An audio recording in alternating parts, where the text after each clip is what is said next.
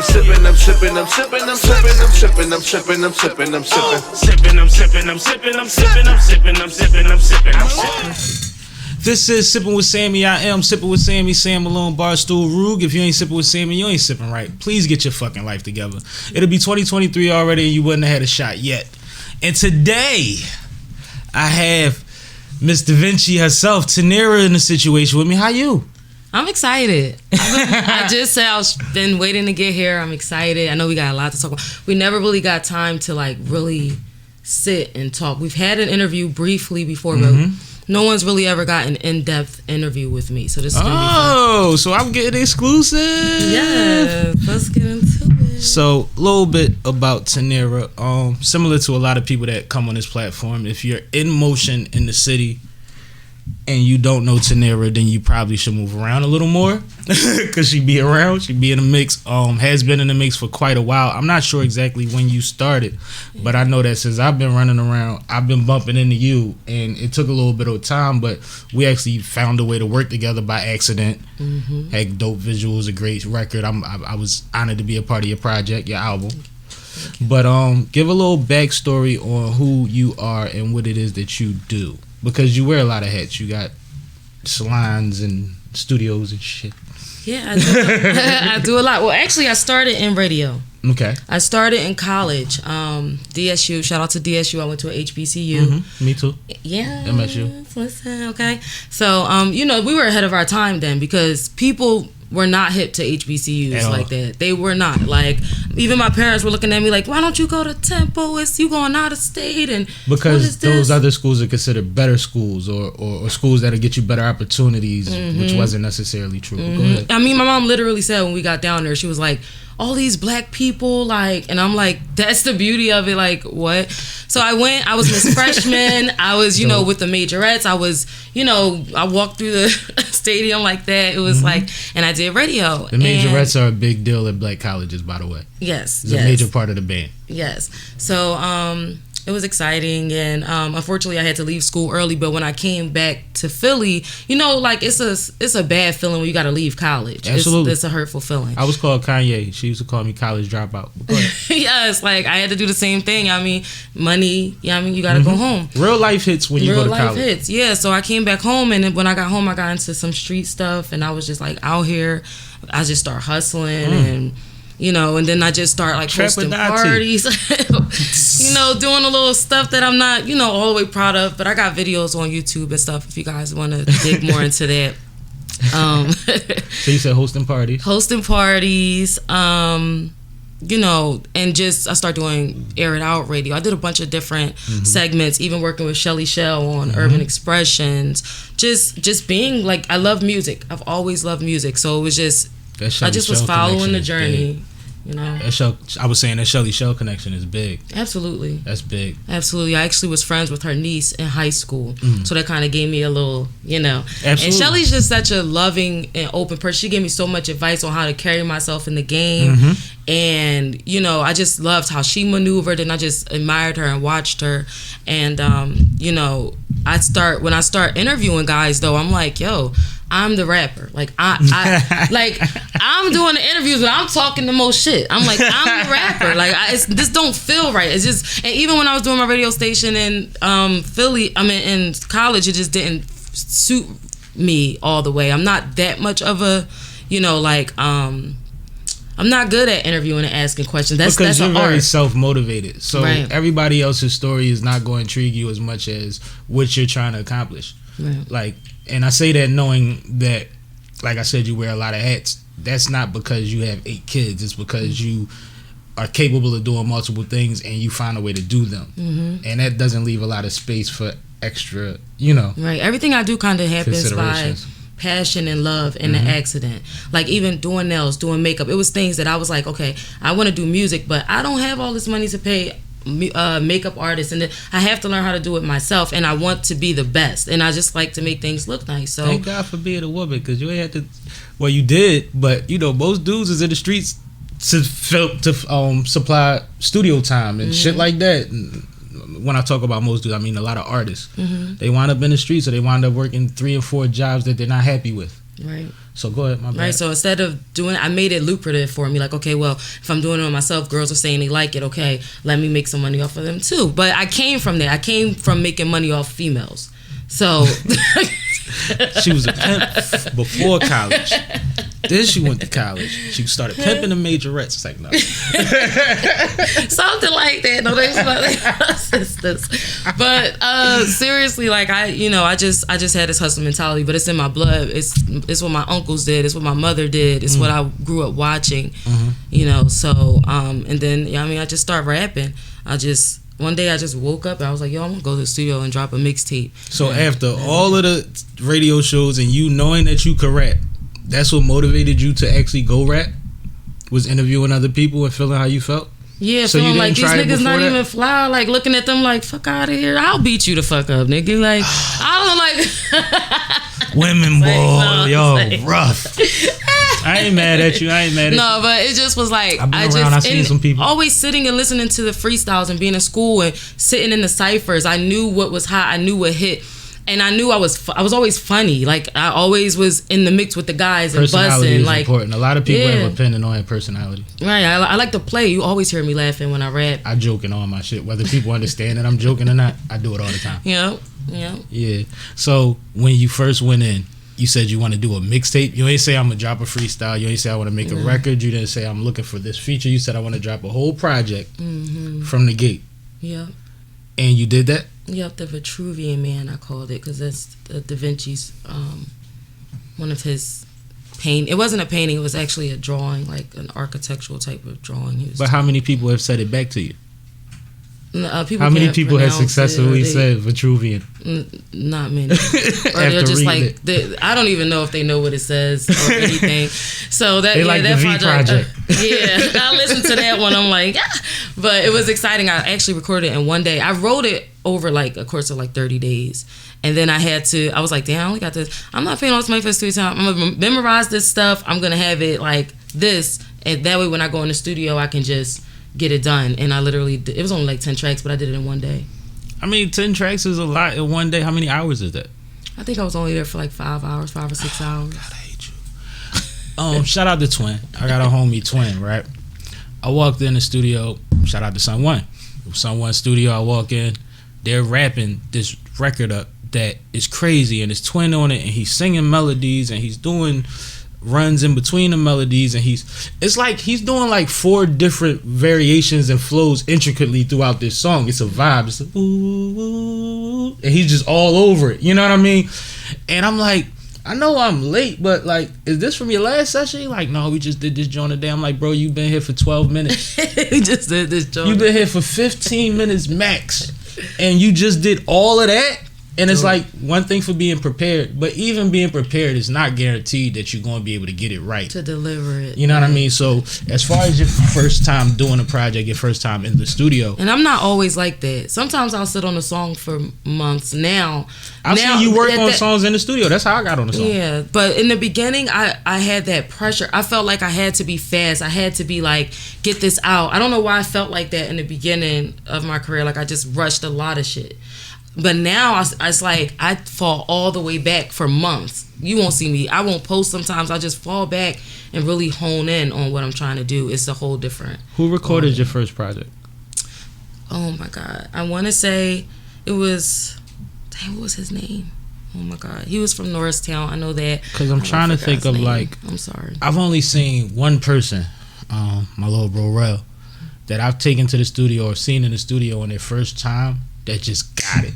Like they understood how to project into the mic the right way, and they understood how, you know what I mean? It didn't, the comfortability from how they did it in the car was done in the studio, and actually a better job in the studio possibly. You know what I'm saying? Right. So I'm just imagining your first time in the studio doing that much work. How was the process? Did you naturally like the sound of your voice, for instance? Well, like, you know what I mean? Those things are a thing. I've always heard my voice, So and I sang in church. I grew up singing in church, like the lead of the choir. I was the 5 golden rings of the choir. Inflections, projections, cadences, runs, all of that. Are familiar to you. I was singing before rapping. I was already a singer, trained I did ballet. I did. See, tap. I know My that mom you trained sing. me. I would have said a little bit, but now you're saying that was your first thing. But I know that you sing, but I didn't realize. Okay, so that makes sense. So I was singing first, yes, and then when I started rapping, I was like, this isn't as much pressure as singing. Like, I feel like singing, people are like anal. If you mess up one note, It's just way more you're the words. worst. It's Like, way more words to rap. Singing is way more pressure. yes, rapping is like I like literature. Like, I'm an avid reader. I love words. I like to talk shit. I like to play with words and like see what I can do with them. It's fun. So Yeah, I don't even like talking rapping like is way everybody funner. else. And I'm more gaudy. I'm like, rapping is just more me. I was just way more edgier and stuff. I'm more gaudy. Like, you know what I mean? Like, Paid in full. yeah, like I'm, No, but that's dope. That's dope. But like that's what they call ambitious, right? To say I'm gonna just go record a whole mixtape, and it was thought out because in writing it, I'm sure you tried to make it kind of cohesive, which nobody does on a mixtape. And then you titled it in a way that was kind of an album type of title. That's like Vita Vita Vici. You know what I'm saying? Like it's like that's some random shit that means something to you. Even though it coincides with your name, there's still meaning behind it that only you're gonna grasp right away. You'll have to explain it in every interview, type of thing. You see what I'm saying? And I'm glad that I wasn't afraid to do that. I'm glad that I didn't like follow. I was doing like the hippie vibe. Like I was on that whole thing. Like my brother skateboard, so I was always like at the skate park with him and always around like potheads and stuff. Like that's It's a lot of good music at the skate park. For sure, absolutely. And I like style. I like fashion. So like I see fashion and skating and skateboarding and stuff like that. So I was just drawn to, and I loved rock music growing up too. Metallica, AC/DC, Good Charlotte. I listened to all of that avidly. So Crack it by yeah, let's do this. Let's get into it. So we could toast to tea. Yes. But no, that's actually I'm dope. still sitting here trying to remember the full name. Damn, I forget. It's all right. But shout out to you. I'm gonna remember, and shout out to him. But I think the beats were made by Devin Bill, who I've been working with for a while. He lived in Texas. Now he in Atlanta. He sent me the beats, and he's a lot. I give him a lot of credit for my sound because him coming from Texas and me being from Philly, he has them slow riding beats that that attracted you to him. Yes, and I could really ride them. Whereas Philly, like we got a lot of boom, bap, boom, and his was more like that chopped and screwed that kind of gave me my do a little swing to it too. Yeah. Which if you're a vocalist, you like things that swing more than bounce. Yeah. Or smack or slap. Mm-hmm. It's crazy all these terminologies, but when you make music or when you really care, you understand what we talk about. But we sound like computer geeks sometimes. We just be making sound effects and shit. Like we beep boop pop pop. It's weird. But, yes, even like dancing. When he's dancing, it's like shara ta ta ta, boobara pa pa pa, ooh melt ta ta ta. And then there's weird shit like, why do we always go 5, 6, 7, 8? What the hell happened to 1, 2, 3, 4? Right? Why did we start at 5? Why we not go 4, 3, 2, 1? And a 5, 6, 7, 8. And that's universal. Or at least in America, but like that's a regular thing. Everybody was raised that way. It's crazy. Anyway, so did your first project fulfill something, spark something? What did it give you? Because this is intriguing that you did one project in a day to me. I really did. That was crazy. Like, what did you? And I was just like, why? I wish I would have taken my time, but it was fun. What did I grasp from that? They probably changed your recording style somewhat. It was just a practice run. Yeah, but I mean, you got to do those things, and I think you should put them out there when you're ready to. And I think the earlier the better, but because your audience wants to grow with you, they want to take credit for like, I was there, bitch, when it was the Vita Vita Vici. Right. You know what I'm saying? Right. Like they want to be able to say that, like y'all ain't real fans. You know how motherfuckers. Like if I hear a girl say, "Put them in a trance," I'm gonna be like, "Girl, not She's you listening to the truth." Like, yes, she get a hug and a selfie, right, like right. off top. No, sure, but that's a real sure. thing. It's like I got records that they're not on the internet, but they're on projects that I put out before. So there's a few DJs that have them and stuff like that. And I'll be around, or when I was at Fly Day, they would play shit, and I'd be like, "This shit, old as shit." They be like, "This is the shit," and then they play it, and you know how you be kind of skeptical about your old shit, but like, it's not gonna sound the same no more to me. Like, kind of alright. It ain't bad. I see I see why you like it. Yeah. But I also understand why I'm over it. You know what I mean? Right. With a lot of them joints. And some things, like, some people will just say, oh, I love this song. And for me, it's like, it is cringe. Like, if I hear it, I'm like, oh my God. Like, so. But there's a lot of different reasons for that. We learn a lot.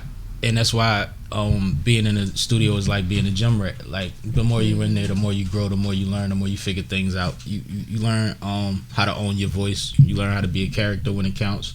Things like that are important. Mm-hmm. And I think that because you kind of put everything into your shit, because the glam is going to be part of it, because you're a lady and you're going to hair, nails, all the girls is going to have all of that. Mm-hmm. But you have dance routines. You have like you made a movie out of the song that we was on. Yeah. And that was crazy, because all of a sudden I'm talking to a cyborg in a video. Like, who the hell thinks like that? Like, were you a strange child? Probably. That's a good thing. No, you know what? I was. Being normal is being average. I was, and I never had a clique. I never could fit in with a group of girls. Anytime I tried to get into a little group, you know, I would get jumped, or like it would always end in like this crazy thing, like this Tyneara hate train. But I think it's because Tyneara hate train. Yes, I'm a clairvoyant. I can see through. Like, I have clairvoyancy, absolutely. And I'm glad you like me now that I know that shit. God damn, you can see through me, nigga. Yeah. At least I'm good on the inside. I can see everyone's soul. And when people they're not genuine, and their soul is tainted and their chakras aren't aligned, I can feel it. And for some reason, it's like they feel it too. And it's like, I gotta get rid of this girl. I gotta, you know?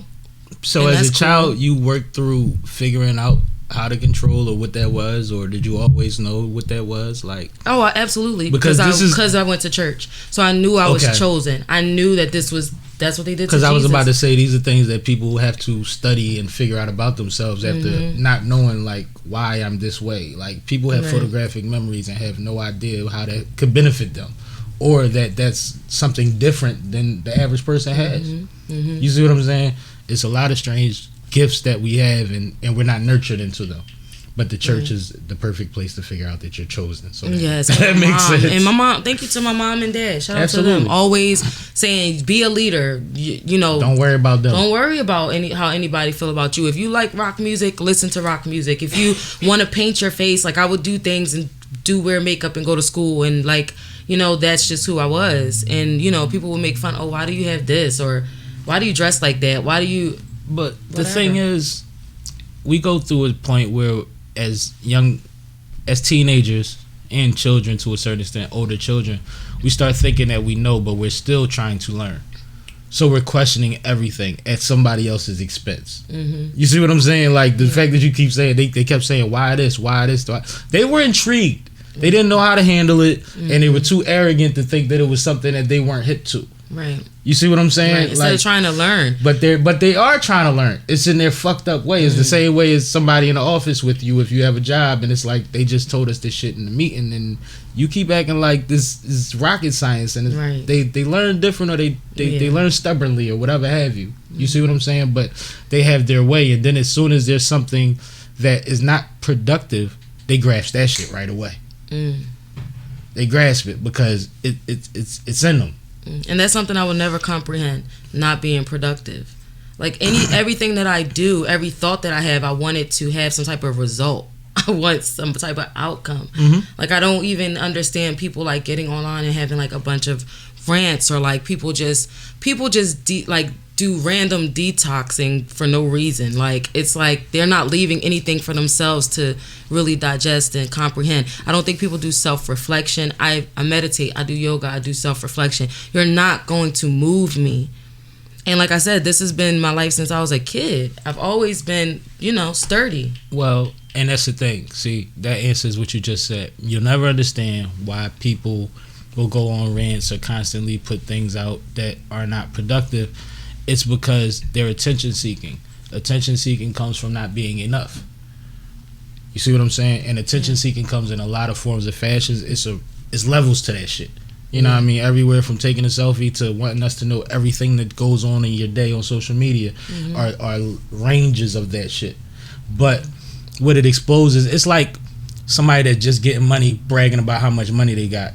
And then you know there's people with real money that's looking at you crazy. Right. Like, yo. Like, okay, you not, spent $40,000 on that chain, but you driving a Dodge Charger or 2012. Or you got a brand new car and a $40,000 chain, and that ain't shit.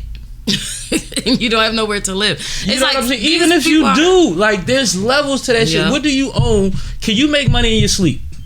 Mm-hmm. You see what I'm saying? Yep. Can you go out of town for a month, come back and pick up checks? Right, exactly. That motherfucker is looking at you like you're crazy. Because that $40,000 chain was a part of a bonus from a deal that did it like that, or part of them treating themselves from a bigger check, like things that you could never imagine as being like. It's like the people that have Ferraris and the people that have boats. You know how much expendable cash you have to have this shit? Fuck what it costs. Right. Maintaining it. You see what I'm saying? But another thing is, and not saying that these people are crazy, but it helps kind of to what you were saying, the things you don't understand. It's not our job to understand crazy. It's not our job to understand things that are the opposite or very similar to the opposite of what we want or believe in. Because once you start understanding that, if you put the same energy into what motivates you to do the things that you want to do in life, into understanding that, you become crazy too. Understanding crazy might mean that you're crazy. I know I am. And they might think you're crazy, but that's cool. Respect me in public. You ain't got to be around me in private. And we're fine. And that's it. You see what I'm saying? And respect my crazy. And I respect yours. Just keep it there and I'll keep mine here. But don't be the person that constantly tells me, well, I'm just like that. You know how I am and all of that. Because no, you got to be willing to crazy, grow. like you said, then it's time to be reflective. It's time to be introspective. It's time to grow as a human. Instead of just keep telling people they got to deal with you on a level that you know you could be better than. Yeah. You I see agree what I'm with saying? that. I agree. So, no, but that's ill. But yeah, we all are in the process of healing. I'm nowhere near close to healing. And that's the thing, like, I still have a lot of stuff to work on. Like, I just, Me too. you know, everybody's grieving. People got a whole bunch of stuff that they're working through. And I hear whole bunch horror of stories of what some of these children go through. I know teachers. You know what I mean? Like, yeah, if I told you some of the things. And the fact that I'm so, like, I'd be like, I want to do it. I want to put my energy into anytime something bad happens, I either go to the gym or I put it in the music or something like that. But people have to understand everybody has triggers, and we're all working through them and we're all learning and growing together. So let's just be understanding to each other. And we all just went through 3 years of the most traumatic shit that the nation has ever went through. So we have to have patience with each other more so than ever. We have to be intentional about being patient nowadays. And we don't have to. It doesn't make you lesser of a person. It makes you get home safe. It makes you get home safe. Yeah. But a lot of these things, like you said, everybody's going through something, and you still know that you're working through things. Yeah. But the thing is, I know when I'm going through something that I'm not going to entertain certain things. I might have to just stay my ass home. I might have to just go sit at the Platte by myself and just watch the weather. You know what I mean? And just breathe for a minute, because I know that there's no immediate thing. But if it becomes something, I'm not in a rational position to deal with it. So I might flip out, where it could have been something that should have just been walked away from or discussed at a later time. Because I'm on edge and I have a temper and I have that. I'm a black man with confidence and arrogance. You see what I'm saying? So there's a lot of, who the fuck, what, what, don't nobody, you know what I mean? One of the things I caught myself saying too much, and not even like in confrontation, but like afterwards, was like, don't nobody talk to me like that. Because I didn't understand how people didn't understand that, like, that's not how I'm treated. As if that was their responsibility. You see what I'm saying? I used to be offended. Like, you said what? Like, nobody talks to me like that. The motherfuckers don't got the respect for you as the people that don't talk to you like that. That's not their job. But it tripped me out, because I thought everybody knew. You don't see how I carry myself. You don't see who's around me. You don't see, it's like you don't see what the fuck going on. You see what the fuck the is going moves. on. Like, why are you playing with me? And then, I don't know. I don't know why people decide to. And play you don't with see people. that I come in with the spirit of enjoying each other. But that's the thing. It's like if you more Because I'm the type of person, if I see good people, somebody doing something to them, it would affect me. Like, I see that you have a certain energy. So if somebody ever come for you, I feel like I have to stand up for you because you're because you don't do anything to anybody. That's when I have it. I was always the person that the bully. Mm-hmm. I like them. Mm-hmm. I want that. Mm-hmm. I want the bully. Give me them, because I like to defend those that are royalty. And I am royalty. So yes, we do have to be like that. No, fuck that. We do got to be like, who the fuck are you talking to? Because you a king. Who are you? You think a king just gonna let the fucking everybody talk to him any type of way? No. And I'm not gonna let nobody talk to me any type of way, because if you let them do it once, 2, 3, 4 times, I do let shit slide, but I'm not gonna. It gets weird. After a while, I am balance. You know, and I don't even like talking about signs and all of that all the time. But I am a Leo. I'm still going to eat you alive. I'm a Gemini. I'm still gonna. So I can go to either extreme. Listen, my husband is Gemini. Oh my god. At the flip, and shout out to him. I tell you that all the time. Because he always supports you. But at the flip of a hat, it can go there, and but it's not cool. It becomes a thing of like, I can't say, well, that's just how I am. I gotta pick and choose when it's worth it and when it's not. And sure. The older you get, and the more that you have to lose, the less that things are worth it. And a lot of the times we're dealing with people with nothing to lose, or that are putting everything on that situation. And we're not in the same boat as them. We're not. Right. They grandma ain't your grandma. Yeah. Well, you know what I'm saying? My grandma 94, 96 something. In the 90s. You know what I mean? Less. If something happened to me tomorrow, all the 90s stop running, I'm pretty sure. You see what I'm saying? I gotta stay here for her. At least till she gone. On her own terms. I ain't gonna stress her to death. Like, you don't have the same thing on your boat as I do on my boat. I can't argue with you the same way. I can't interact with you. I can't put as much pressure on that situation. I'm stirring 4 pots. You have 1 pot that you're concerned with. Right. And you about to burn that shit. Right. I got to stir all 4 of these to make sure nothing stick unless it's supposed to. Mm-hmm. You see what I'm saying? All right. And that's the mentality we have to get to, and then to get a lot of people further. But people have to have something going for themselves that they believe in. For sure. And that's why you say, well, not you, but people always say, well, it's a lot of rich dickheads and a lot of people with money that's depressed and you know, all of these things. It's like, because none of this is the thing that moves. They don't move off of the things that you move off of, because you move off of things that are self-fulfilling every time. Right. Even if you have to pivot to do something that you need to do, you're trying to get back to what fulfills you and what fits into your schedule, your lifestyle, your headspace, your creativity. That's a gift to be able to do that. To be able to think that way and make that happen is a fucking gift. I never knew that. I always thought it was just regular. Even making up songs, I thought that was normal. Because you can't compare that to a hustler mentality. Yeah, like I know. It's not the same. Yeah. Because even hustlers, because we're not talking about drug dealers, we're talking about hustlers. Uh-huh. There's levels to that. How many motherfuckers can sell anything from barrettes to bait? Mm-hmm. You see what I'm saying? Like, it's different. Right. It's different. It's one thing to say I'm gonna go get it. It's another thing to say I can get it this many different ways and maintain this many different things. Mm-hmm. It's not normal. Mm-hmm. It's not average, and it's a mentality based thing. It doesn't mean that others can't do it. You know what I mean? But what you said was that you were kind of born with it. Like, this was always in your spirit as a kid. Yeah, people looked at you a certain way, but the things you did as a kid made you who you are today, and you still use all that shit. Oh, absolutely. Everything's like, you one of the few adults that use all the shit from back then. Absolutely. Yes, all my childhood. Because you know what? I didn't let society taint it. I didn't let people's negative energy taint my beautiful thoughts, my imagination. Well, let's talk about. And the same thing with my kids. I try to let them be like, use your imagination, like, be an innovator. Let's talk about the energy thing. We all know babies and animals read energy better than anybody. They can spot a bad energy as soon as it enter the room. We've seen it, right? I think that in society and in learning, we learn a bunch of things that fight against that. You see what I'm saying? And I say in society also because if I got all the Jordans and you got all the Jordans, we probably gonna be cool because we be on the same shit. Mm-hmm. When you a baby, you don't give a fuck about a sneaker or a makeup or a cup size or nothing. Right.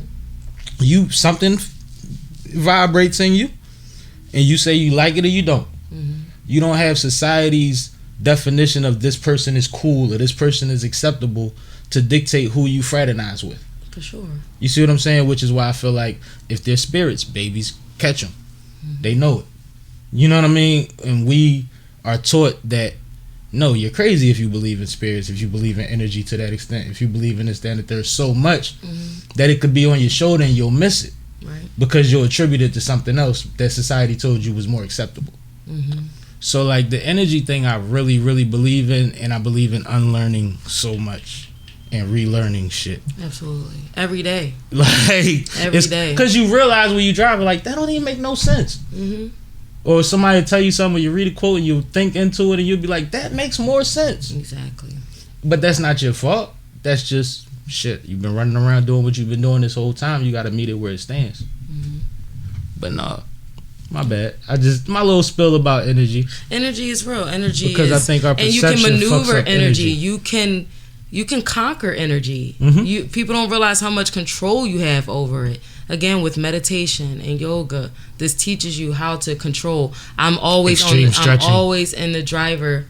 You see that in the Harder Than Yours videos. You see what the fuck is going on. Extreme you see the stretching. legs. You see the splits. Hot yoga.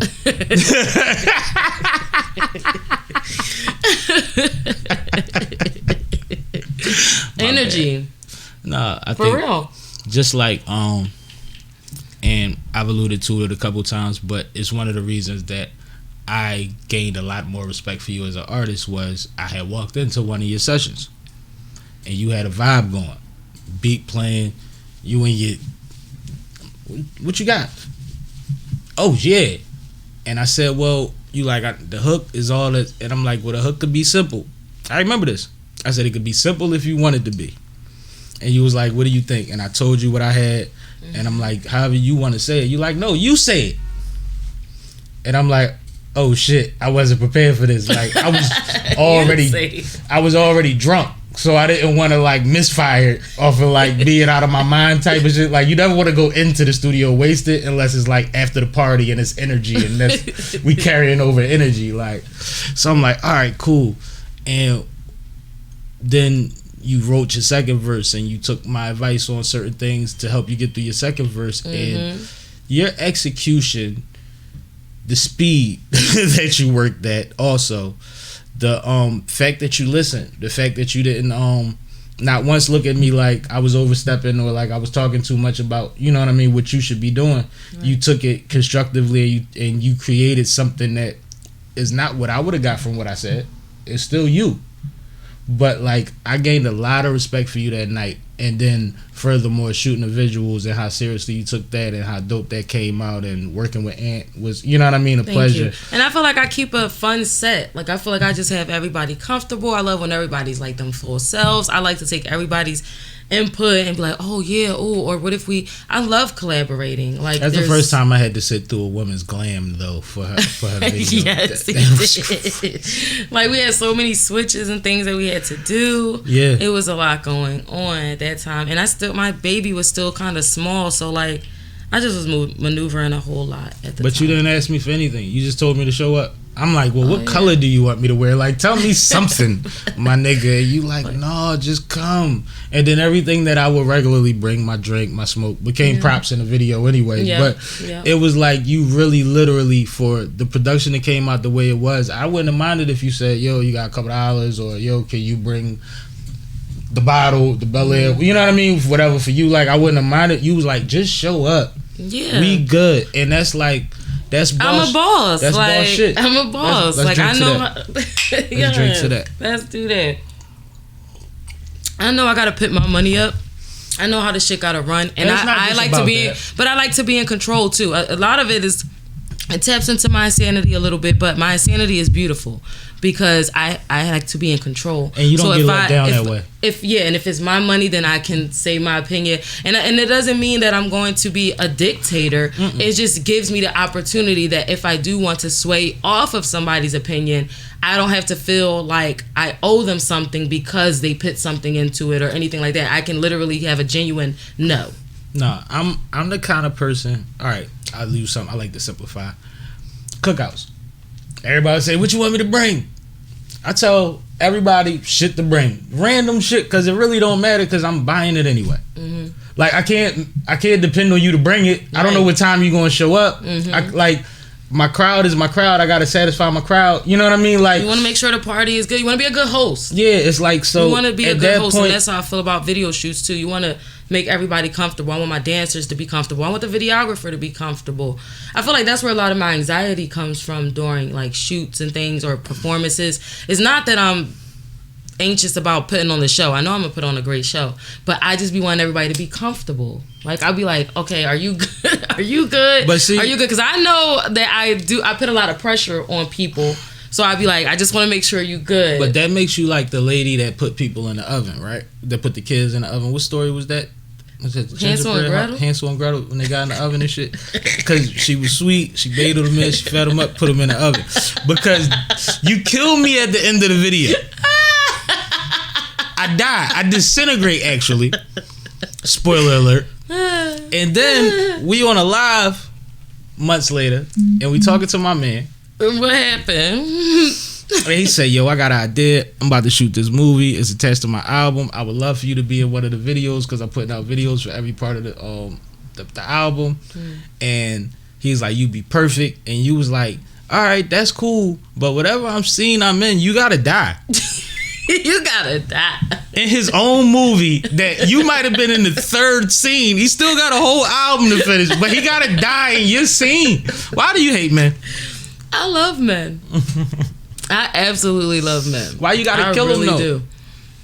Cause it's funny. Like, why'd you have to kill me? Like, I've been on a dying in video streak.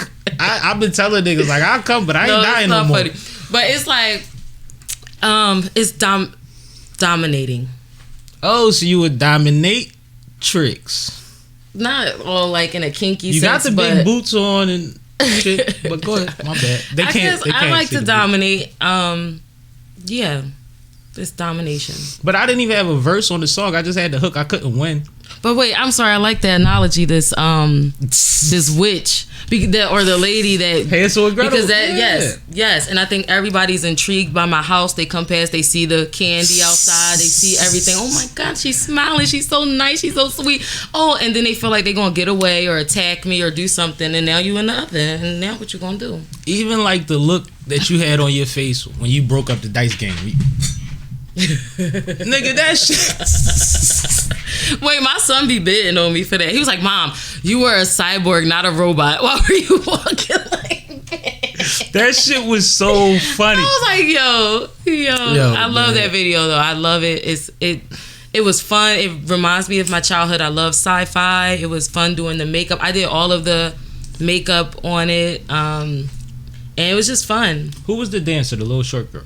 Her name's Andrea. Shout out to her. She's cool. Amazing. She's like she's an clock. acrobat. Everybody you had there was on the clock. You booked some busy motherfuckers. Because even the girl that was doing your that had to do your hair and makeup switches and shit, she had somewhere to be, but she was rocking out, and they was all sweethearts. So shout out to them. I always shout out Anthony Reed, but I don't want to forget them two young ladies, because we was in that Airbnb for a while together, and they was cool as fuck. Yeah, it was my best friend at the time. She was doing my hair, and then I had Andrea coming to just get some shots of her doing some acrobatic moves. She's just fire. Like, it's beyond dancing. Like, her she flexibility, fuck her little part up. Like, she get activated and just start turning it up. And even when we were on stage and when we went on tour with hip hop since 1987, she's doing flips and like, she inspired me to do that in Harder Than Yours. I'm like bending my back and coming up and going into splits, and in my next video that I'm about to shoot, it's gonna get even more acrobatic. This is why we do the yoga.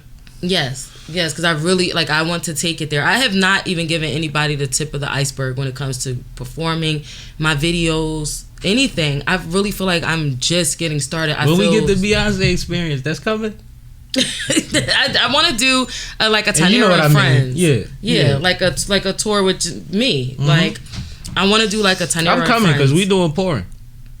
You doing porn? Yep, I'm pouring.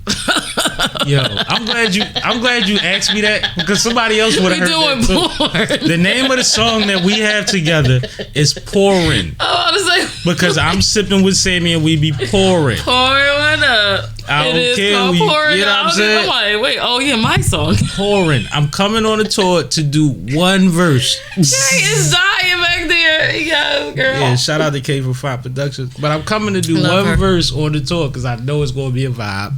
I know it's. I know I it's need a refill. because you're a professional. Oh, put me on ice. Yeah, I put you on Oh, ice. you is so fancy. You know what I'm saying? But it ain't fancy, so I kept it low. But Shut the fuck Eggy. but Yeah. definitely know what the tour. Let me know what the tour is. I'm hitting a couple dates for sure. Yeah, we're gonna do something. I want to do with Tyneara and friends. I want to bring some of my friends from New York. Some of my Atlanta rappers. I have friends all over, and I really want to pit something. It's crazy that you said that because I've been thinking about it. I really want to pit. I haven't been performing. Remember, I was like, I'm not performing in Philly, and you was like, why? I was like, I'm really like, I'm dead ass. But you got to do And my I- concert series still. You still I ain't do my do. concert I series. do. That's I a do. must. And that's a must. And I'll That's tell you something absolutely after must. this about. But yeah. Okay. So I was doing some shows in New York, and then I'm like, I want to do something. I do want to do a big show in Philly. I do want to do like a tri-state tour, but I want to do it with some dope artists. I don't want it to give a showcasey vibe. I really want to hand pick like only 4 or 5 artists to come and do this with me. And I'm thinking like really big names like Sig the Trig, like K Goddess. Like I'm trying to get bigger girls to like come on with me, and girls that's really moving and hustling and focused on the big bag that's really creative. I think that'd be ill. But I'm coming. You should keep saying girls. I'm coming. You coming.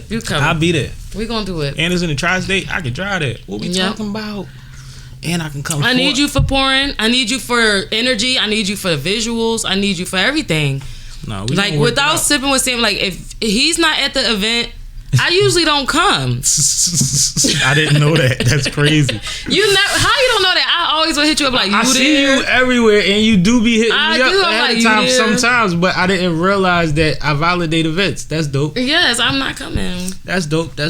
But no, I And like I the know tour I'm I did. safe. I know I'm gonna be with fam. Like Yeah, that part. Yes, energy. That part. We gonna get you out of there.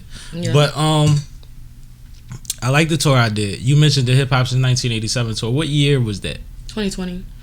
And COVID. Middle of COVID. Yeah, like how was that?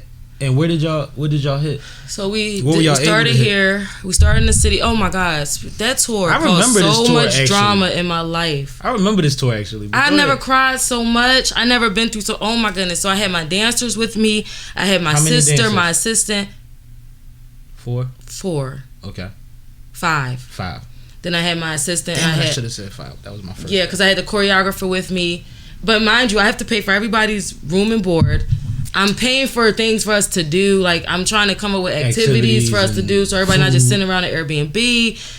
Like I was just saying, I want to cater. I like to make sure everybody's comfortable, so I'm running around doing that. And you team building. And I'm team building, and I'm, these are new energies. These are new people coming around each other. It was just crazy. And then it's COVID, and then it's this is canceled. North Carolina, the show is canceled, but I already booked the damn room. Now we losing money. Now I got people mad at me because they invested money and they losing money, and like it's things was just, oh my goodness. And then wardrobe, I had to pay for wardrobe for all my dancers.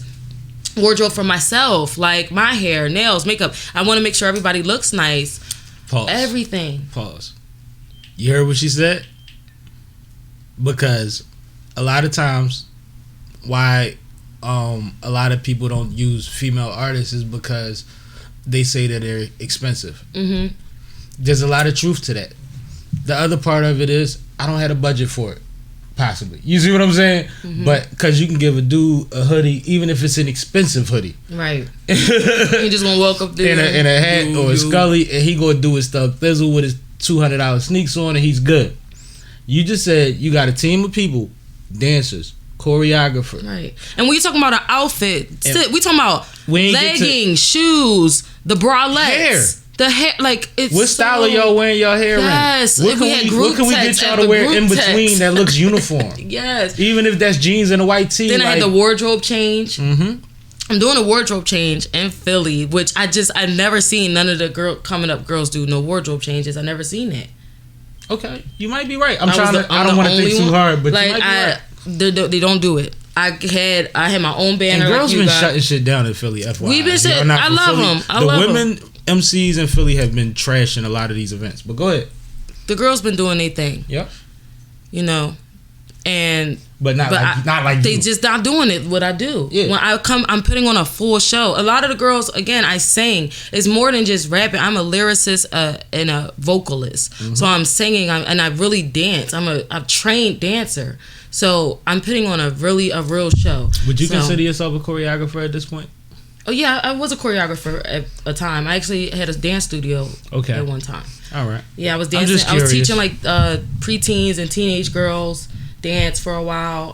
But that was in the middle of like major hustling. Because choreography is one of the things that I think is missing a lot of times. I think even when people get dancers, like they get dancers, they play the song, the dancers decide what moves they want to do, and that's it. And it's not going with their energy or the energy of the song. So you know what I'm showing you is me. Like the heavy video when we dancing, excuse me, I'm sorry, when we dancing on the street and we do that dip and we come up, like I just watched my face in it and it was so Michael Jackson. Like when I walk up and I go like, I do something, like I walk up like, and then I hit a, yo, I'm like, oh my God, like the energy, it's like, because I remember sitting there talking to her. Shout out to Earl, that was a choreographer. He's so fire. Shout out to I Am Fresh Studios. That's actually the studio I used to work with. That's another full circle moment. I used to work with them back in like 2010 when I was teaching the preteens choreography and stuff. And then I didn't see them for a long time, like almost like 7 years. And then I find this choreographer and he just so happened to work at that same dance studio. Word. So we all got back together and it was just like a blessing. So yeah, we all on tour. We did North Carolina, we did Atlanta. You know, we have the show, nobody's there. Like, you know, that's what it was. But for me, it was like I was going for the interviews. I was going for the experience, the networking. I know what not to do next time, how to move. I know, you know, my price range and what I'm going to do for the next time. And next time is going to be on my accord. And again, that's something I didn't have control of. So that's why it was so hectic. If I'm in control, I really feel like it won't be so hectic because I'm very organized. What's the age range of the ladies that you mentioned that you would want to be on tour with you? Do you know? You don't have I don't care about that. No, I'm just asking because I have a specific idea that I know that you have the mind to wrap yourself around. We're not going to say it on here. All right. But there's something that might be along the lines of what you're planning that might add on. Okay. So remind me. Yeah, it doesn't. As long as they're fire, as long as they have their own. No, I mean the ones that you specifically had in mind. Yeah, so, I mean girls like me, people that's gonna like match my energy. Because I also want to have fun. I want it to be an experience. I don't want it to just be, we just going to do these songs. No, I want to party together. I want to have fun. I want to shoot vlogs together. I want it to be fun. You want to create. I want girls that's like on my same energy and vibe, and I want it to be a memorable experience for all of us. And the energy from the tour should build way more energy. It should be like octopus tentacles. Yep, I want us all supporting each other, you know, and that's it.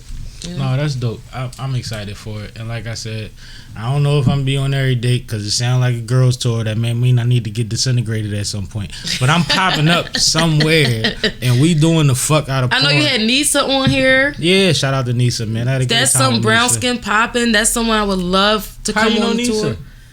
Just from being on lives and just being in the mix, and it was her same thing, like energy. No, she has great. She has great personality. energy. And I heard her say in her interview she from Germantown. So like my people from Germantown. My mother is from back Haines Street. So you know, like when she was talking, I'm like, okay, that's why we. Your mom and her mom might have been acquaintances, or they might have fought back in the day. Yeah, I know my mom was saying, "Oh, P&B mom, I know her," and I was just sitting there like, "No, you don't, mom." And then she does. Rest in peace to Rock. Rest in peace to Rock.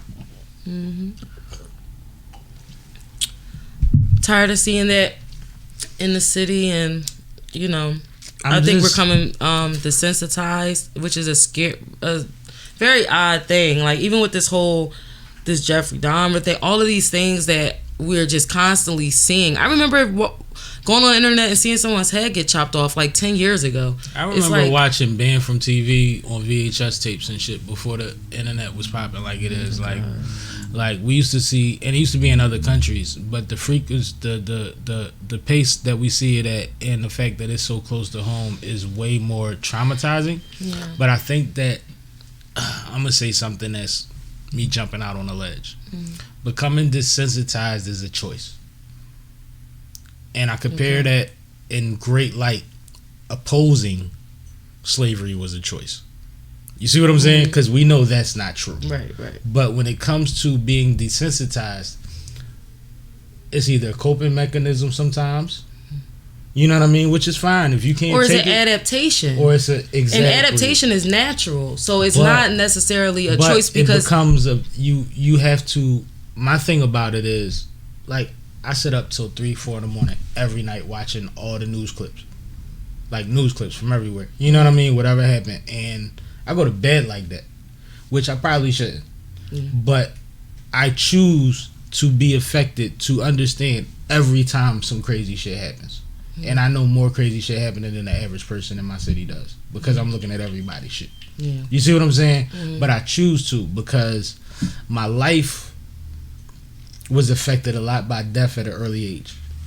Lost 30 people in 4 years. You talking about senior year of high school to 3 years in college, including my college roommate. You see what I'm saying?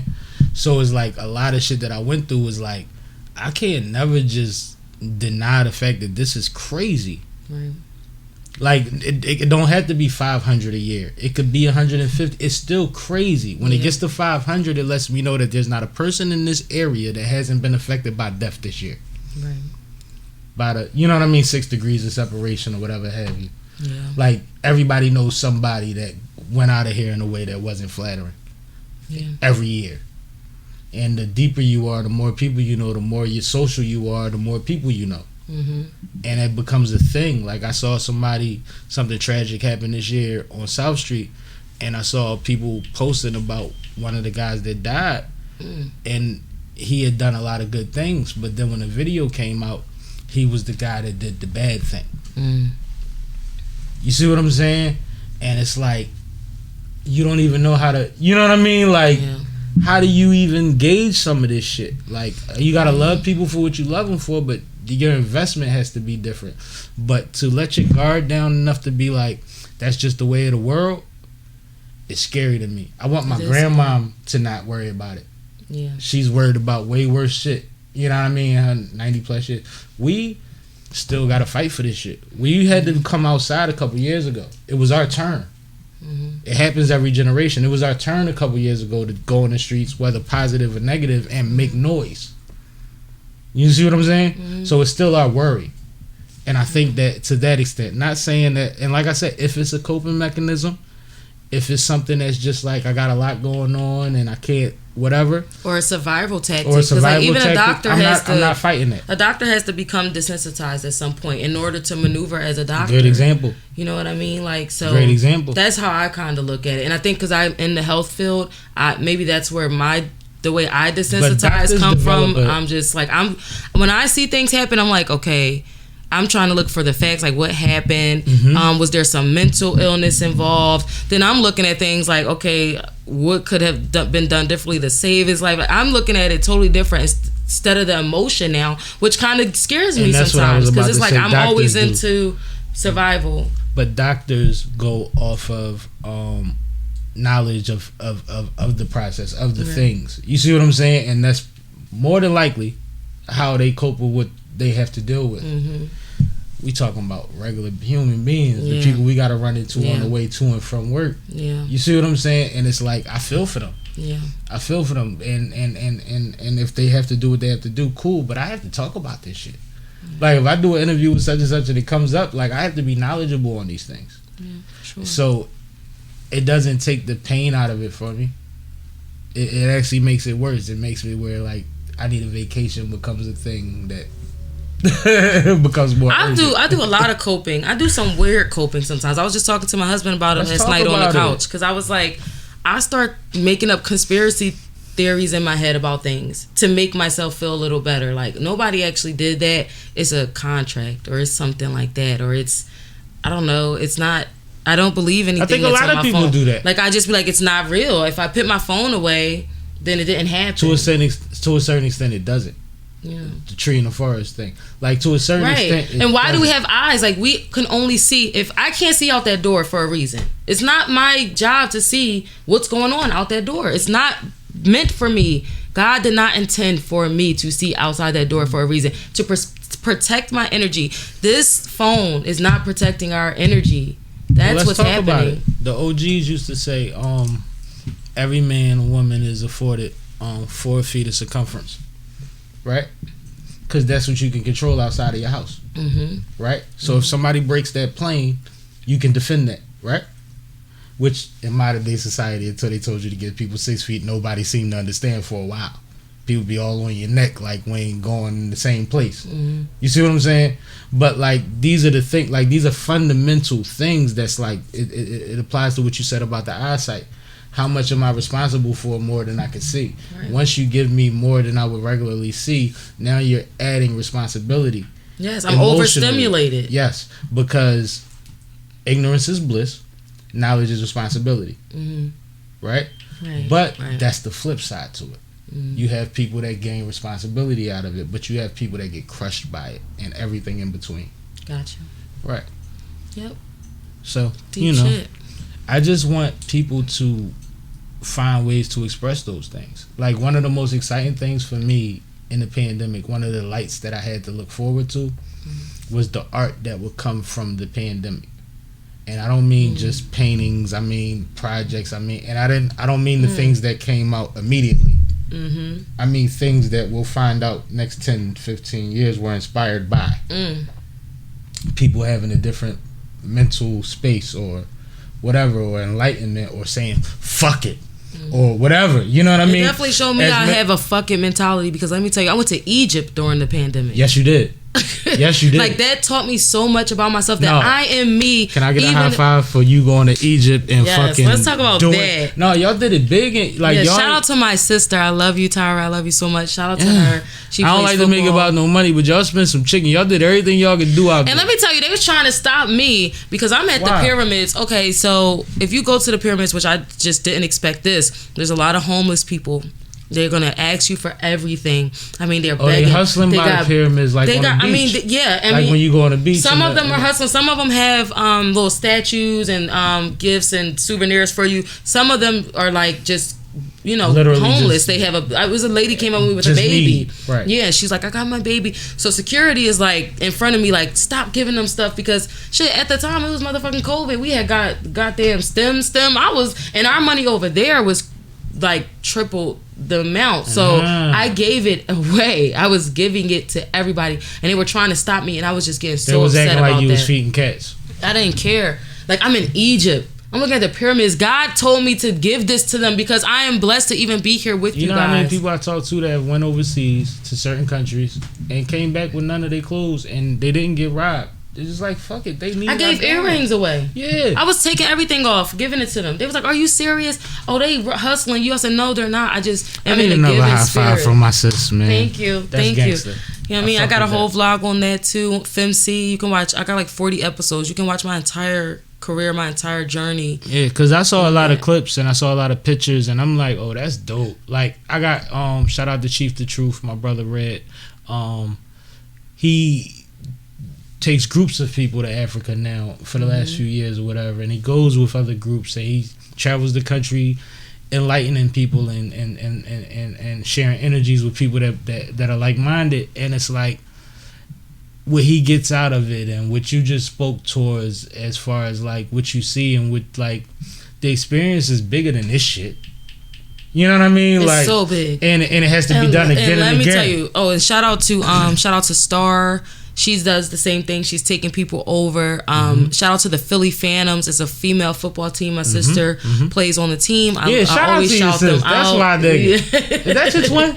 No, she's not my twin. Everybody thinks that I'm the oldest, but we both call each other little sis, because I'm shorter and smaller than her. Y'all look like the same. I'm older. Human being sometimes. That's my baby, and no she matter cool what. As fuck. She's the coolest. Yeah, and I always thought it was very cool that she played football. Like, even though everybody. Same thing. Everybody's saying, "Why do you do that?" Telling her not to do it, and she kept going, and she did it. And I was inspired. And I always loved. Her team takes people to Africa. Yes, and the thing is, I always loved Egypt. Like, I had the eye horse tattooed on my leg since I was 18. I have the Ankh on the back of my neck. I can't see it because of the boots. Because of my boots, yeah. So I have all of these things. I've always had books on it, and I used to tell people I was from Egypt. Like weird. You said I was weird. That's one of my weird things. You might be from Egypt. I think I was Cleopatra's cat. In the past life, I was her cat. I know I was. I was Cleopatra's cat. You was used to being petted by royalty? Yes. Solid. I'm so serious, and I don't care what anybody says. So I'm not arguing. I'm just asking. I was It's my sarcastic. job to ask. So, what happened? So anyway, so yeah, we went over to Egypt, and she made my dream come true. My sister made my dream come true because she stuck to her guns and played football.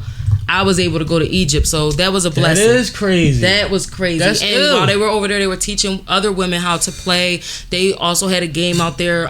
We got to go to the Cairo played out Museum. there? They played. We went to the Cairo Museum. Yo, this we shit ate is on the better than I Nile. know. We ate dinner on the Nile. That's gangster, yo. No, that And sounds then like a trip. How long was y'all out there? 2 weeks. Yeah, that's about. I wore my natural hair the whole time we were out there. I had my hair out. I washed my hair in their water. I went to the pyramids. No and lashes. None of that. I was just natural the whole time. How did you feel? Amazing. And then everybody was taking from the pyramid, right? Everybody was like taking sand, and nothing against that, but I left something there. I took some of my hair out and took a rock and put my hair. Buried your hair in the I'm still in in the Egypt. pyramid. So holla at your girl. I'm on the pyramids for life. Okay? I wonder what kind of My rodents grow DNA. out of your hair. And when I came home, I was able to buy I bought a house. I went to Egypt January 2021. I got my house approved for like my dream home November 2021. I'll give you one more. You know what I'm saying? That was the pyramid. But that's what we talking about. Like, and at the end of the day, life is about experiences. Life is Yes. about sometimes bringing other people along and being able to afford them the experiences. But just you telling that story makes other people want to experience it, whether they could roll with the people that you talked about or I talked about or not. Mm-hmm. It gives them something to look forward to or to visualize even. You know, like I often say to young teenage black males, usually in the streets, bro, you don't got no homies that's in college? You went to visit them? Go Right. up there for like a weekend. Like, give Yes. yourself 4 days out the hood. And if you can't do that, then whatever you're doing is not really situated right. Because you probably somebody that got to be there every day for a specific reason. But if you can run your situation how you're supposed to, dip out. Go up there for 3-4 days. Hang out with your man. It's not about how many parties it is, any of that. But if he's lit, you're not going to have to worry about paying for nothing. You're not going to have to worry about what you're doing. You're not going to have to worry about who did what to nobody yesterday or the day before. You're going to be around people that's trying to do something, and you'll come back with a different perspective on your neighborhood. Yes, absolutely. And you'll get the phone calls, yo, such and such happened, such and such happened. But when you come back, your understanding versus their understanding will be different. Why? Because you took yourself out of the web for a second. Sometimes in life, and it's not just in the streets, we wind up so caught up in the minutia and the goings-ons so much that we can't see where we're going or what's going to happen next because we're caught up in the play-by-play. But I remember being in college when my man was in the streets, and we used to have sprint-to-sprint minutes. So I'd be at work in college, sitting on the freezer talking to him because nobody coming to a yogurt place in the daytime in the winter. So I'm sitting there talking to him on sprint-to-sprint minutes, and every day that I'm at work, Sprint to sprint. he's telling me about what's going on at home. And I'm like, yo, you know this about to happen. You know this about to happen. You know this is next. And he's like, how you always know? And I'm like, because I'm getting the highlights. So I see the pattern. You're in the play-by-play. Right, gotcha. You see what I'm saying? That's a life thing. Right. It's a life thing. Right. So mentally, you have to find your coping mechanisms. You have to find your form of meditation. You have to find, like, these things are not like, you don't have to meditate formally like people say meditate. Everybody doesn't pray the same. Some people think that your life is a prayer. Every time you think about God, a life is a prayer. There's ranges to how this thing goes. But you have to afford yourself these things to be able to tackle the next thing, because there's always going to be a next thing. For sure. It's always going to be a next thing. And you got to create your force field and make sure your force field is like impenetrable. But is your force field supposed to be impenetrable? Because Sometimes it has to be when it comes to focusing Exactly. on your art and your craft, it has to be, because every single day I have someone trying to stop me from doing something with, whether it's me going to the gym. That is a part of my art. Who's stopping you from going to the gym? What do you mean? My mother, my father, my sister, my brother, my kids, my husband, somebody. But they trying to take you to the movies? No, somebody's trying to do something. Someone's saying, "Oh, can you do this for me?" You know, saying no to people. I'm joking, but I no, understand. but seriously, like, can you borrow money? Can you do those things? Are, you know, that drains your energy, and it may stop you. Like, oh, can you stop at the market for me? Okay, if I do that and I'm on my way to the gym, it may mess with my motivation. So sometimes you have to even block Mom Dukes off, and that's a scary thing. Some people will be like, "What? That's my mom." But you have to sometimes if you are focused on that goal. I have a set goal. I know where I want to be. I see my vision every single. First of all, my vision haunts me. My vision comes into my dreams. As soon as I wake up in the morning, it's the first thing that like on my mind. And as soon as I feel it, I get this fire inside of me, and I get kind of a little angry because I'm like, oh, I have to get there. Well, you know, why am I not there? The thing they used to tell rappers, if writing and rapping or even ball players, if basketball ain't the first thing you think about when you wake up, then it's not really what you're supposed to be doing. Not meaning you can't be great at it. It means it's not your thing. Your thing is what you wake up thinking about more often than not. Cause that's what frustrates me, because it's like if I'm at work and I'm just punching and I'm doing this, I'm sitting here thinking about being on stage and performing and my next, like it feels like I'm living a fake life. It feels like for you? What do you get from the stage? Honestly, Vinci gets to live, because Tyneara is always focused on family. So I always split the two, Tyneara and Davinci, because Tyneara is the R&B side. So you're supposed to be a Gemini. Anyway, go ahead. Tyneara is the softer side. That's the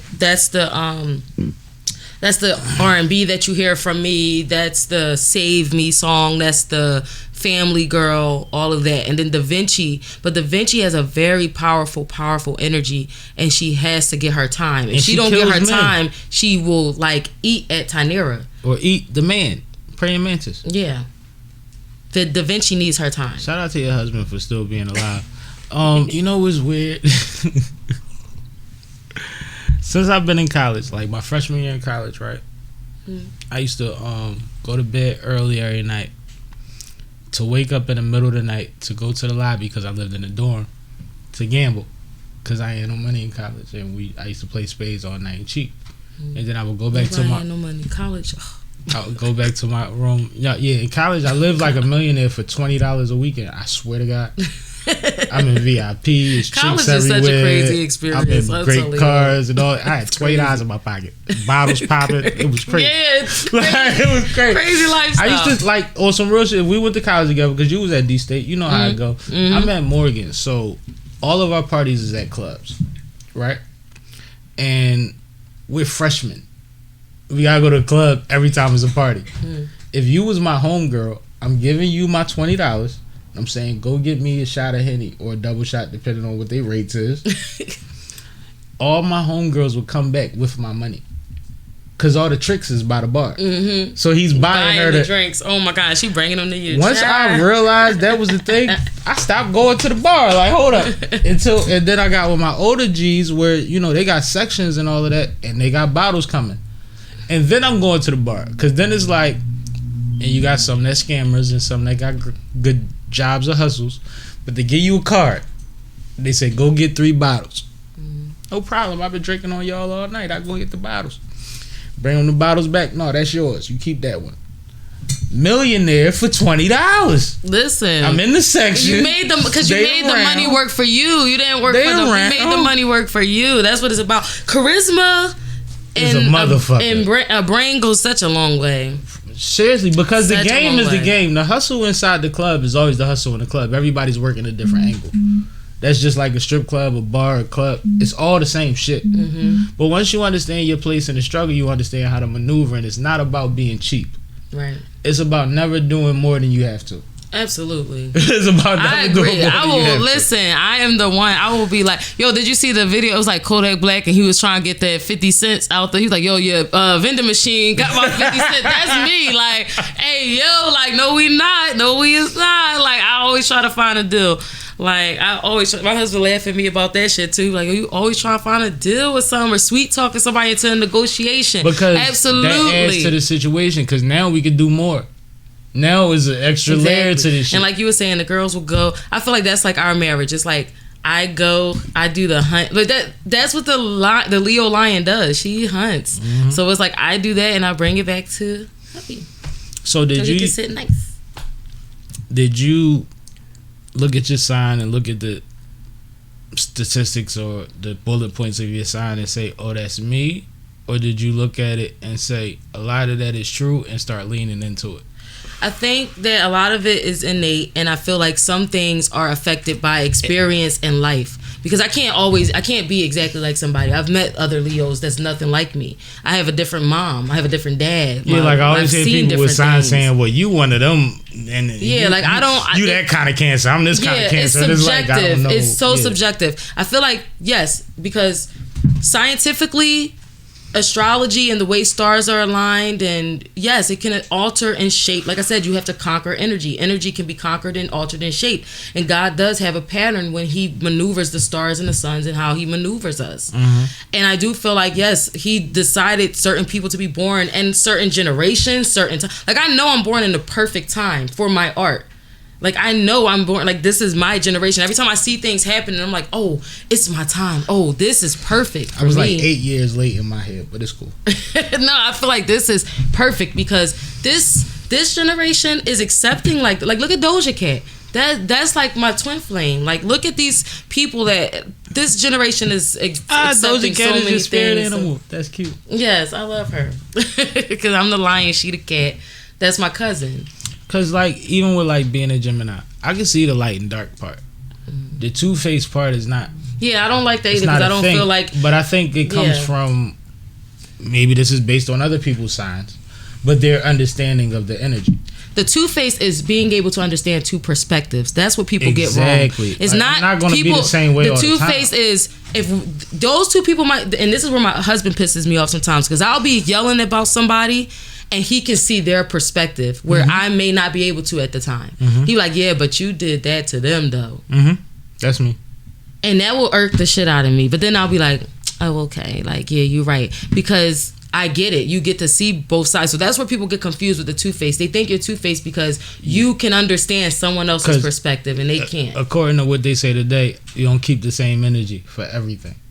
But and that's asinine. Exactly. That's asinine. That means you can't think, you can't adapt, you're not flexible. You like, your brain pattern is stuck on just one setting.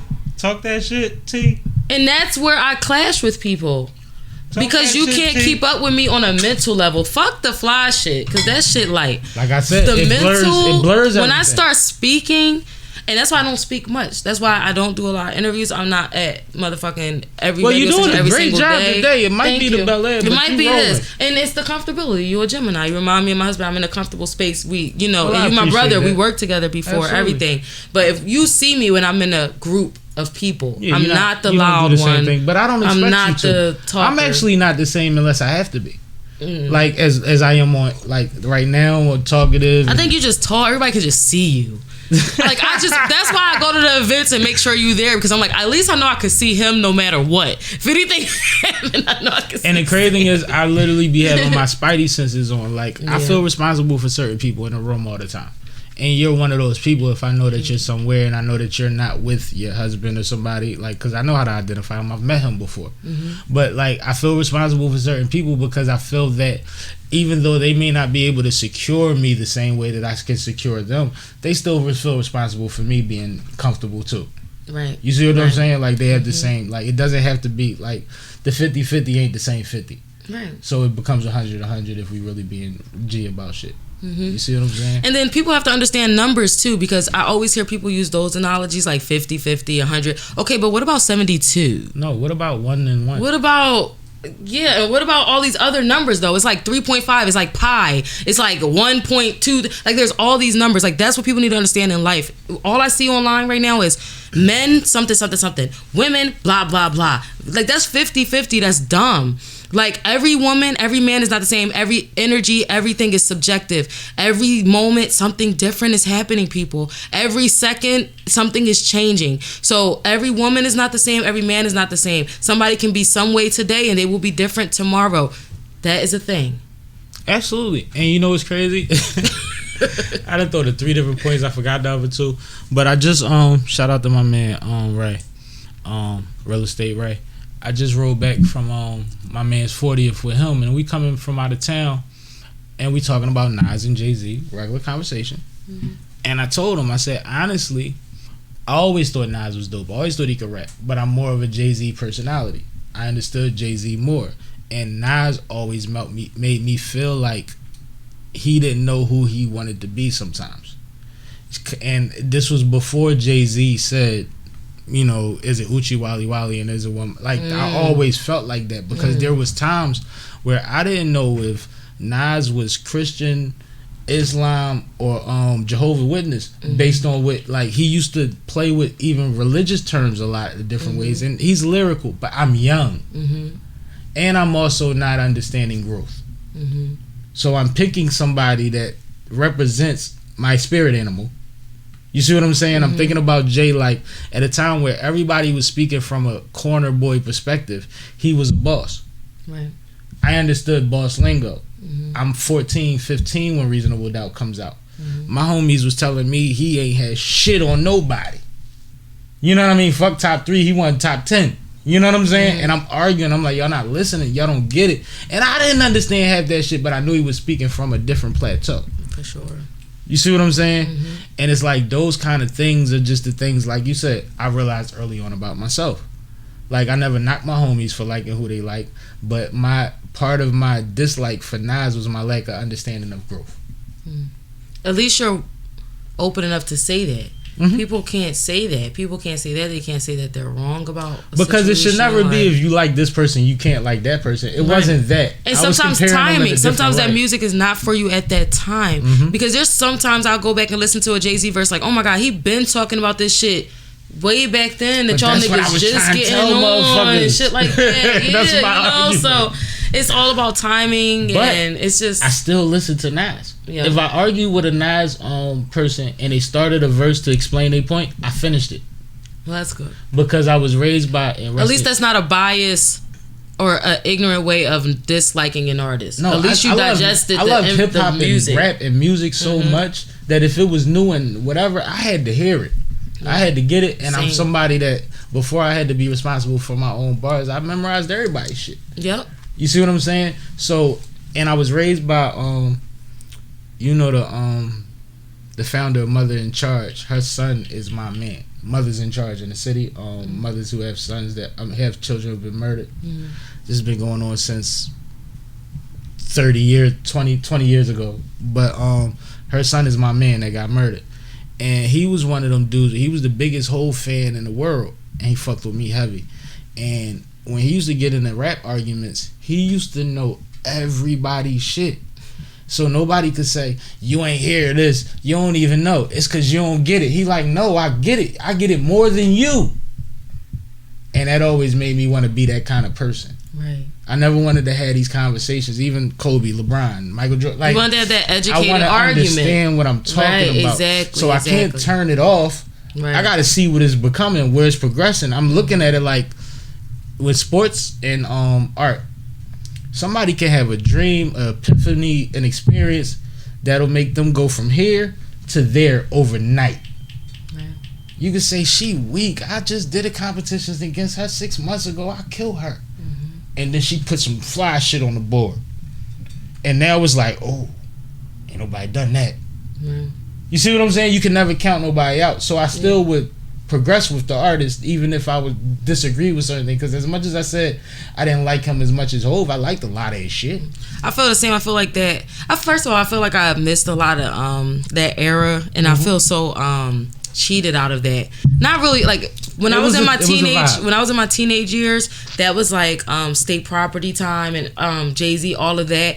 And my dad was like so into it that I felt like I rebelled against it. So I was, like I said, I was into rock music at the time, and I listened to 50 Cent a lot. I was like so into 50. I had every album, and I kind of hybrid people. Yeah, and then I came back to Jay-Z later. Mm-hmm. So I had a different experience with him because I got to experience Jay-Z a little older because I kind of rebelled from it and then came back like, oh damn, like wow, listen to what he's saying, and like then him as a family man and everything, like, but that whole era, like I'll sit there and have conversations with people like I really didn't have Beanie, like I can't spit like a lot of that stuff because I wasn't.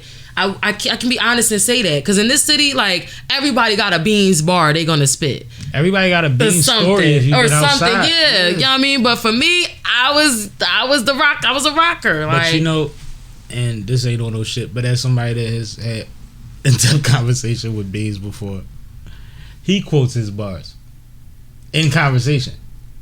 Like he explains why he said certain shit in his rhymes while he's talking. Mm-hmm. So it's like he quote that shit too. I be doing that shit too. I do that shit with my own shit. Maybe I'm too into myself. I started doing it by accident, but I don't probably do it as much because I don't remember. I be doing it. I just was doing it on the phone. I was on the phone with Honest the other day. Shout out to Honest. And I was telling her, I was like, yeah, that's why I said, why you worry about my pussy bitch? Pussy bitch better act right because I could pull up deep with some niggas that don't act right. Why she call my line when I left? Shit don't make sense. Approach me and shit can go left, so don't play with it. And she was like, yup, exactly. I'm like, we crazy. No, because it be in there. It be in there. It's like, because that's your life. When you going through something, you want to then write it down. But, you know, and that's crazy. Like, but now things come full circle because like Freeway gave me flowers after my performance in Baltimore, and then I can go tell my dad, Freeway bought me flowers. Lil C's fuck with me. I get to rap. I rap for Lil C's. He fuck with me. Like if I go into his life, he know who I am. Your folks is on Hill. And then my dad is like, yo, you don't even know. Like my dad is a Philly. No, but that's... My dad, you know, everybody got that Eagles hat Philly dad. Yeah. Like that is my dad. My dad got every Philly everything, but yeah, he'd be like, yo, you don't even know, like this. But I think that's a real thing because I said a couple months back, Suzanne Christine, shout out to Sue. She did the Brooklyn Nets national anthem, I think it was, at the Brooklyn Nets game, and she took a pop.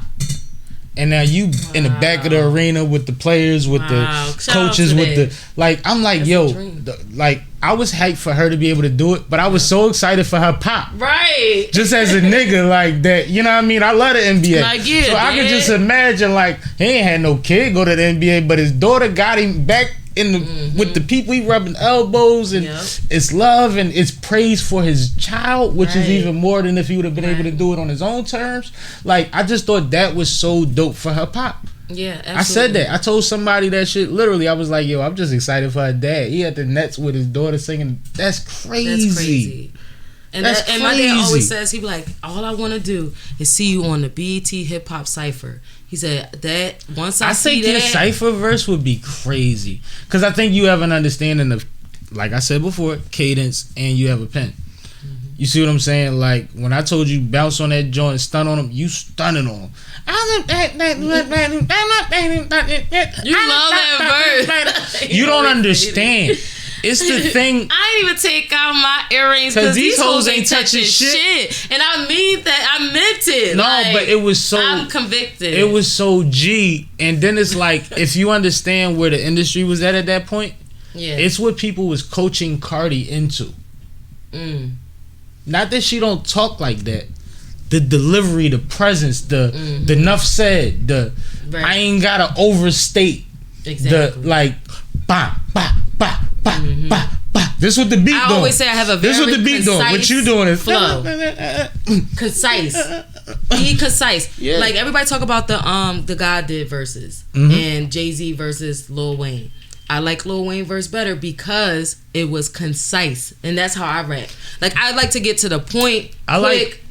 Like Jay-Z was long with it. He said a lot of shit. Like Jay-Z gave me chills. Of course, he preached. Jay-Z said preached a lot of on shit that I've been waiting to hear. But Wayne is concise. No, Wayne flips and on it. He flips. And but you know who loses? Ross.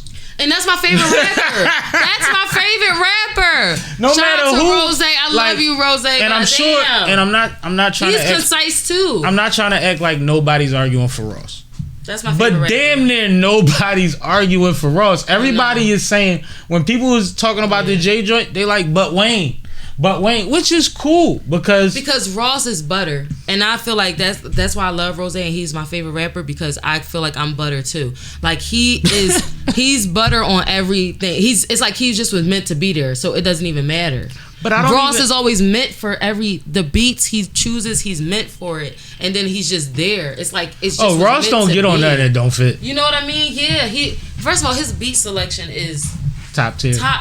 He's top 3 to 5. I love Rose. First of all, people used to compare me to Rick Ross when I was younger.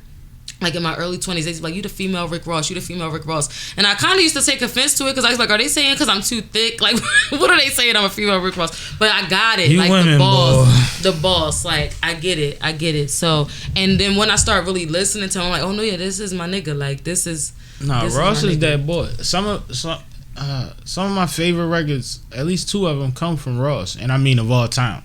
Like not even on like right now shit. But I'm inspired by him. I'm inspired by a lot of people inspire my art. Like remember, Ross, so many people. What was it? Ross, Dre 3000, and somebody else went 16 ain't enough. 16 ain't enough. It's like, well, when I know that's what you gonna do, then I'm gonna do it too. Yes. But when you gonna just do for like. That's my shit. No, they I'm gonna start vocalizing it at the end. What? What was that when he came in with that guitar? No,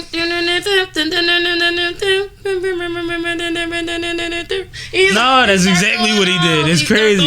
You know exactly what I'm talking about. Like, going off. That shit was crazy. Love Rose. And yeah, I love him. I've been inspired by a lot of people lately. Eli Frost, he just actually reposted me the other day. I've been listening to him the last couple months and just have been like, whoa. Like, I was on a Fabio wave for a little bit. I was loving Fabio. Eli Frost has a similar type drill vibe. I'm loving the whole drill scene. Everybody, Asian, the Brat, the other girl that's the queen of the drill. Like, everybody that's doing drill, I love. Yeah, they was beefing yesterday. But I love both of them. Like, everybody. There's so many people that's just been like kicking ass lately. Like Nardo Wick is kicking ass. Yeah, Nardo going crazy. 21 Savage always been like at the top of my list. But even going way back, I always like the rappers that were kind of like weird. Like my favorite female rapper is Left Eye. Yeah. And her uncle taught my math class in high school. And he had like a shrine in the room to her. So every time I would come into class, I would see that. So I don't know. I feel like that inspired me too. I feel like that it was like some type of cosmic connection as well. Left Eye had a spitter's energy in an R&B group, and what I'm saying is, when I say energy, like she's really spitting, but it's limited to what she can say. But if you hear how she was delivering it, like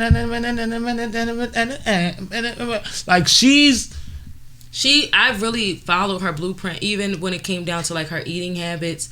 If you watch did her the Dr. Sebi? Getting into Dr. Sebi, that all of that came from Left Eye. I haven't had chicken in like 7 years or something, like 6 or 7 years. I probably had it today. But watching her like that, it motivated my spirituality journey, and even her being taken away at that moment, I feel like that was a moment. During that time, I was very isolated. I hated seeing that video. It was sad, but I saw it only because I watched the documentary though. Right. Same. Right, we all seen that. I didn't go looking for the video. We all seen it. It was on TV. Yeah, it was on TV. It wasn't like back then. It wasn't YouTube. No. So we had to sit and watch that whole joint. And the thing was, they snuck it up on you because they had her just ride and they talking. was chilling and vibing, and it just looked like regular tour shit, you, bro. It looked like tour shit, and then the shit, and you just like. That made me cry, and the crazy thing is, I was so mad. That year is when I had her uncle as my teacher. That's what I'm saying. This was a cosmic destiny for me to experience that, and him talking about her, and like that made me want to rap too. It's like, yo, like this girl was so eccentric in her style. I loved her style, like. This was so much about Left Eye that I just admired. She also reminded me of my sister a little bit because my sister was like a tomboy. So when I seen Left Eye, she reminded me of that. But see, and that's the ways that like we don't utilize social media nowadays that could have been beneficial if it was around back in your days. the way that I hear Jermaine Damn, back in my days, I'm old as shit. I mean, shit, I'm older than you. The way I hear Jermaine say,